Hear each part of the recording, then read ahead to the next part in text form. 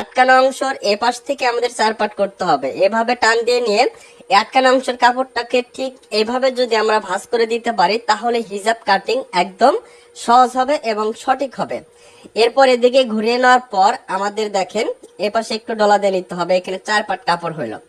এখন আমাদের এই কোণার থেকে লম্বার মাপ নিতে হবে। যতটুকু পরিমাণ আপনি লম্বা রাখতে চাচ্ছেন লম্বা নেবেন। এইখানে আমি লম্বা মেয়েদের জন্য 44 ইঞ্চি পরিমাণ লম্বা কাটিং করতেছি হিজাবটি।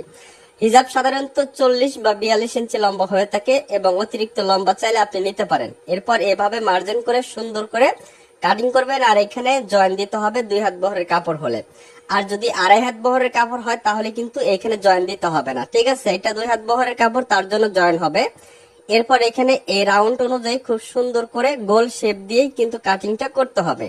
এরপরে এই কাপড়টা দিয়ে এই জয়েন্টটা আমরা দিয়ে নেব। ঠিক আছে, আর এখানে লক্ষ্য করেন এই পাটটা আছে আটকানো অংশ, এই আটকানো অংশটা থাকবে পিছনের পাট। ঠিক আছে, এই আটকানো অংশ থাকবে পিছনে, আর এখানে হচ্ছে খোলা সাইড, এটা থাকবে সামনে।